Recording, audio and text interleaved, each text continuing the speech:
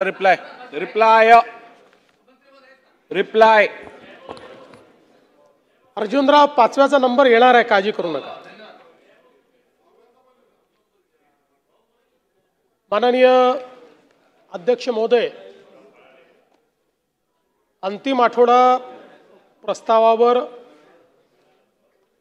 सन्माननीय सदस्य श्री जितेंद्र आव्हाड यांनी सुरुवात केली आणि त्यानंतर सन्माननीय श्री अतुल भातखळकरजी, रोहित पवारजी, प्रकाश सोळंकेजी, सुनील प्रभूजी, रवी राणाजी, विजय वडेट्टीवारजी, दिलीप लांडेजी, जयंतराव पाटीलजी, कैलास पाटीलजी, विश्वजीत कदमजी, प्रवीण दटकेजी, चेतन तुपेजी, अभिजित पाटीलजी, रमेश बोरनारेजी, बापूसाहेब पठारेजी, अनिल मांगुळकरजी, अनंत बाळा नरजी, शिवाजीराव पाटीलजी, सुमित वानखेडेजी, बाबाजी काळेजी, हिरामण खोसकरजी, मुरजी पटेलजी, ज्योतिताई गायकवाड, सुरेशजी धस, महेश सावंतजी, बालाजी कल्याणकर, हेमंत ओगलेजी, विलास भुमरेजी, विक्रम पासपुतेजी अशा जवळपास 30 सन्माननीय सदस्यांनी या ठिकाणी या प्रस्तावावर आपलं मत व्यक्त केलं आणि वेगवेगळ्या प्रकारची सूचना केली, काही टीका पण केली. खरं म्हणजे एक गोष्ट मला आपल्या निदर्शनास आणून द्यायची आहे की आपण बिझनेस ॲडवायझरी कमिटीमध्ये ज्यावेळेस बसलो होतो त्यावेळी विरोधी पक्षाच्या वतीनंच काही सिनियर सदस्यांनी असं सांगितलं होतं की अलीकडच्या काळामध्ये प्रस्तावामध्ये इतके डिपार्टमेंट टाकले जातात की त्याला न्याय मिळत नाही आणि म्हणून त्या दिवशी चर्चा झाली होती की 2 किंवा फार तर 4 डिपार्टमेंट त्याच्यामध्ये टाकले पाहिजे. पण दुर्दैवाने यावेळी परत विरोधी पक्षाकडनं जो अंतिम आठवडा प्रस्ताव आला तो होल्डाल स्वरूपाचा आहे. एकही खातं सोडलेलं नाही आहे. सगळ्या खात्याचं या ठिकाणी काही ना काही टाकलेलं आहे. मी अनेक वर्ष विरोधी पक्षात राहिल्यामुळे आणि विरोधी पक्षात काम करण्याची सवय असल्यामुळे विरोधी पक्षाला अशी सूचना करतो की खरोखर चर्चा करून न्याय मिळवून घ्यायचा असेल तर किती खात्यांवर आपण चर्चा उपस्थित केली पाहिजे याचं नियोजन केलं पाहिजे. आणि आपल्याला अनेक आयुध पहिलेपासून शेवटपर्यंत असतात. आधी विचार करून वेगवेगळे विषय कुठल्या वेळी कुठल्या आयुधात उचलले पाहिजेत याचंही नियोजन जर केलं तर जयंतराव अधिक इफेक्टिव्हली विरोधी पक्ष म्हणून काम करता येईल. आणि म्हणून मला असं वाटतं की 5 वर्ष तरी ते शक्य नाही.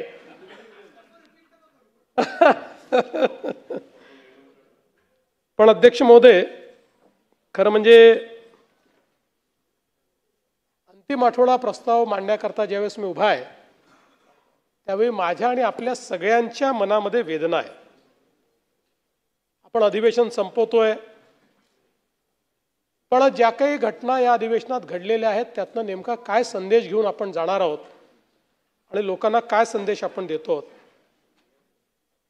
ही विधानसभा आमदारांच्या मालकीची नाही, ही विधानसभा मंत्र्यांच्या मालकीची नाही, मुख्यमंत्र्याच्या मालकीची नाही, इथल्या कर्मचाऱ्यांच्या मालकीची नाही. ही विधानसभा महाराष्ट्रातल्या 14 कोटी लोकांच्या मालकीची विधानसभा आहे. आणि अशा या विधानसभेमध्ये समाजाला दिशा देण्याचं काम झालं पाहिजे अशा प्रकारची अपेक्षा आहे. पण या ठिकाणी जर विचारातून चर्चेतून संदेश जाण्याच्या ऐवजी लाथाबुक्क्यांचा संदेश जात असेल तर मला असं वाटतं की आपण सगळ्यांनी या संदर्भात चिंतन करण्याची आवश्यकता आहे. मी आपले आभार मानेन की आपण हे प्रकरण गांभीर्याने घेतलं आणि दोन्ही सदस्य ज्यांच्यासोबत ते आले होते किंवा नव्हते पण त्यांना आपण सांगितलं आणि दोघांनी या ठिकाणी खेद व्यक्त केलेला आहे. पण मला असं वाटतं की एक गोष्ट लक्षात ठेवली पाहिजे की शब्दातनं निघणारं जे विष असतं ना ते एखाद्या नागाच्या विषापेक्षा देखील अधिक जहिरीलं असतं. आणि म्हणून या ठिकाणी चर्चेचा स्तर, त्या संदर्भात कटुता निर्माण होणार नाही असा प्रयत्न, ठीक आहे, अनेक वेळा प्रसंग येतात, शेवटी आपण माणसं आहोत, राग अनावर होतो, पण तरी देखील आपल्या चर्चेचा स्थायी भाव हा मात्र डिस्कशन आणि डिस्कोर्स असाच असला पाहिजे, असं या ठिकाणी मला असं वाटतं अत्यंत महत्त्वाचं आहे. अनेक वेळा म्हणजे जे काही आपल्याला काही पाहायला मिळालं, कोणी मीडियासमोरच अश्लील घोषणा देत आहे, कोणी अजून काही बोलत आहे, कोणी वेगवेगळ्या प्रकारे अध्यक्षांच्या विरुद्धच अध्यक्ष मॅनेज आहेत असं म्हणताय. मला असं वाटतं की या सभागृहाने एक लक्षात घेतलं पाहिजे, या सभागृहामध्ये 288 सदस्य आहेत. नियमाने या ठिकाणी 45 लक्षवेधी झाल्या पाहिजेत. आपण 45च्या ऐवजी 200 लक्षवेधी करतात. 200 लक्षवेधी केल्या जर तरीही 288 सदस्यांच्या लक्षवेधी लागू शकत नाही. आणि मग अशा परिस्थितीमध्ये जी काही भाषा आपण या ठिकाणी वापरतो ती भाषा काही योग्य नाही आहे. खरं म्हणजे त्रिभाषा सूत्रावर देखील बरीच चर्चा झाली. आता त्यातली तिसरी भाषा कुठल्या वर्गात शिकवायची त्याचा निर्णय समिती करेल. पण मला असं वाटतं की आपल्याला एक त्रिसूत्री तरी या ठिकाणी ठरवावी लागेल निवडून आल्यानंतर, आणि ती म्हणजे संसदीय परंपरांचं पालन, संसदीय भाषेचं पालन आणि सातत्यपूर्ण संवाद. ही त्रिसूत्री जरी आपण पाळली तरी देखील मला असं वाटतं की या ठिकाणी निश्चितपणे आपण त्यातनं एक चांगला संदेश देऊ शकू. आता काल जी मारामारी या ठिकाणी झाली, खरं म्हणजे कोणी कोणाही सोबत कोण येत आहे या संदर्भात काही ना काही त्याच्यावर शिस्त असली पाहिजे. आता आपण जर बघितलं तर या ठिकाणी ऋषी उर्फ सर्जेराव बबन टकले यांच्यावर 6 गुन्हे आहेत आणि नितीन हिंदूराव देशमुख यांच्याविरुद्ध 8 गुन्हे आहेत. मग अशा प्रकारची इतकी गुन्हेगारी ज्यांचं बॅकग्राऊंड आहे अशी मंडळी या ठिकाणी येऊन मारामाऱ्या करतात, हे काही योग्य नाही आहे. त्यामुळे सदस्यांनी देखील थोडं मला असं वाटतं लक्ष दिलं पाहिजे. आणि अध्यक्ष महोदय, आपण जो निर्णय घेतला आहे तो योग्य आहे, पण आपण सदा सर्व काळ लोकांकरता सभागृह बंद करू शकत नाही. काही लोकांनी चूक केली म्हणून आपण तो निर्णय करू शकत नाही. म्हणून माझी आपल्याला विनंती आहे, आपण या सभागृहामध्ये खूप चांगले बदल केलेले आहेत. सभागृहाचा चेहरा आपण बदलला आहे. आता या सभागृहामध्ये पुढचं अधिवेशन हे मार्चमध्येच होणार आहे. या दरम्यान या ठिकाणी योग्य सुरक्षा व्यवस्था उभी करून कुठलाही अभ्यागत येऊ द्या, बिना बिल्ल्याचा तो इथे दिसणार नाही. कारण असंही माझ्या लक्षात आलेलं आहे की अनेक लोक, तुम्ही परवानगी दिलेली नाही, कोणी परवानगी दिली नाही तरी या ठिकाणी आतमध्ये हे येतात कसे? आणि म्हणून मला असं वाटतं, मला चिंता यायची नाही, 2-4 लोक आले तर आले, फरक पडत नाही. पण याच्यातल्याच एखाद्याने येऊन जर इथे एखादी आतंकवादी घटना केली तर उद्याला याची जबाबदारी कोण घेणार आहे? आणि म्हणून इथे सुरक्षा व्यवस्थेमध्ये बदल करून आत येणारा जो व्यक्ती असेल, जसं आमदारांना बिल्ला लावून यावा लागतो, आता ठीक आहे नाही लावला तरी ते ओळखतात, त्यामुळे त्यांचं रिकॉग्निशन आहे, पण त्याच्याकडे कुठलं ना कुठलं ओळखपत्र गळ्यात असलंच पाहिजे. आणि गळ्यात ओळखपत्र नसेल तर सुरक्षा रक्षकांनी त्याला बाहेर काढलं पाहिजे. हे झाल्याशिवाय या ठिकाणी मला असं वाटतं की या गोष्टी आपण निश्चितपणे करू शकणार नाही. आणि म्हणून मला असं वाटतं की म्हणजे अनेक गोष्टींवर आपण खेद व्यक्त केला आहे, पण ते करतील की नाही मला माहीत नाही. पण ज्या लोकांनी आपल्याला संधी मिळाली नाही म्हणून अध्यक्षांना एजंट म्हटलं, अजून कोणाचा हस्तक म्हटलं, त्यांच्या वतीनं मी आपल्याप्रती दिलगिरी व्यक्त करतो।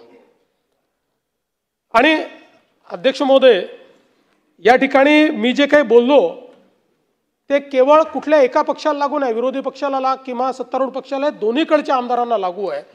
याचं कारण आपण जसे वैयक्तिक आहोत तसे एक इन्स्टिट्यूशन म्हणून देखील आपली इमेज आहे। एक आमदार जेव्हा चुकीचा वागतो त्यावेळी सगळ्या आमदारांबद्दलचं मत हे समाज तयार करत असतो। तो सत्तारूढ पक्षाचा आहे का विरोधी पक्षाचा आहे कोणी पाहत नाही, सगळ्यांबद्दल हे मत तयार होतं की आपण कुठेतरी सत्तेचा अपव्यवहार करतोय, अपव्यय करतोय। आणि म्हणून मला असं वाटतं की याकडे लक्ष देण्याची खरं म्हणजे आवश्यकता आहे। मग काल आता अनेक आज मला पत्रकार भेटायला आले होते, त्यांनी सांगितलं आमच्याशी धक्काबुक्की झाली। आता अनेक गोष्टी या ठिकाणी होतात, मी सगळ्या गोष्टी काही या ठिकाणी सांगणार नाही, पण मला असं वाटतं की या निमित्ताने हा विषय आज महत्त्वाचा आहे आणि यातनं अतिशय वाईट अशा प्रकारची आपली इमेज या ठिकाणी गेली आहे। आणि म्हणून निश्चितपणे आपण सगळे लक्ष देऊ। या चर्चेची सुरुवात आव्हाड साहेबांनी केली आणि प्रवीण गायकवाड यांच्या प्रकरणापासून स्टेट स्पॉन्सर्ड टेररिझम आहे अशा प्रकारचं त्यांनी सांगितलं। आता खरं म्हणजे आव्हाड साहेब, पहिली गोष्ट तर अशी आहे की या ठिकाणी ही जी काही घटना घडली ती घटना घडल्यानंतर प्रवीण गायकवाड त्याच्यावर तक्रार द्यायला तयार नव्हते। पोलिसांनी स्वतः पुढाकार घेऊन ही तक्रार नोंदवली, त्याच्यावर कारवाई केली। मूळतः झालेला प्रकार हा नॉन कॉग्निझेबल ऑफेन्समध्ये बसतो किंवा कॉग्निझेबल ऑफेन्स बेलेबल इन पोलीस स्टेशनमध्ये बसतो। तथापि याचं गांभीर्य लक्षात घेऊन त्याच्यामध्ये कडक सूचना दिल्या, कडक कारवाई केली आणि जे काही आरोपी होते त्या आरोपींना त्या ठिकाणी अटक केली। आता या आरोपींनी कधीतरी भाजपमध्ये प्रवेश केला होता। आता मी 100 घटना आणलेल्या आहेत की ज्यामध्ये राष्ट्रवादीचा सदस्य असलेल्या, काँग्रेसचा सदस्य असलेल्या लोकांनी काहीतरी अपराध केलेला आहे, हल्ले केलेले आहेत। याचा अर्थ असा घ्यायचा का की राष्ट्रवादी शरद पवार गटानेच सांगितलं त्यांना अशा प्रकारची कारवाई करायला? असं नाही घेता येत। हा त्यांचा वैयक्तिक त्या ठिकाणचा प्रश्न आहे। त्यांनी त्यांना सांगितलं की तुम्ही आता इतके वर्ष ती संभाजी ब्रिगेड चालते, आता हे नवीनच एक चालू झालेलं आहे, आता संभाजी ब्रिगेड चालते, तर यांचं म्हणणं आहे संभाजी ब्रिगेड का म्हणता, छत्रपती संभाजी ब्रिगेड का म्हणत नाही? आता ह्या गोष्टी मला असं वाटतं की कुठेतरी आपल्याला लक्षात घ्याव्या लागतील। हे जे काही चाललं आहे, आपली मनं जी संकुचित व्हायला लागली आहेत याचाही विचार करावा लागेल। पण मी आपल्याला सांगतो, आम्ही देखील या घटनेचा निषेध केला, आम्हीही या हल्ल्याचा निषेधच केलेला आहे आणि याच्यामध्ये स्टेट स्पॉन्सर्ड टेररिझम वगैरे असं म्हणून याला कुठला तरी वेगळा रंग द्यायचा किंवा याला काहीतरी राज्य स्तरावर झालेला आहे अशा प्रकारे करण्याचा जो तुमचा प्रयत्न आहे तो चुकीचा आहे। घटना चुकीची आहे, त्याच्यावर योग्य ती कारवाई ही खरं म्हणजे या ठिकाणी लावलेली आहे। म्हणजे मी खरं आपल्या लक्षात आणून देतो की आमचे चंद्रकांत दादा सोलापूरमध्ये होते, त्यांच्यावर शाई फेकण्यात आली होती आणि त्यावेळेसही मागणी केली मकोकाला। चंद्रकांत दादांनी सांगितलं मला याच्यामध्ये तक्रार देखील द्यायची नाही। ठीक आहे, त्यावेळेस मग जी काही कारवाई यांच्यावर आली तेवढीच कारवाई त्यावेळेस झाली। आता चंद्रकांत दादा काही लहान माणूस नाहीच आहे ना, त्याच्यामुळे मला असं वाटतं की कुठल्याही परिस्थितीमध्ये अशा प्रकारे याला स्टेट स्पॉन्सर्ड टेररिझम वगैरे म्हणणं हे काही योग्य नाही आहे। आता खरं म्हणजे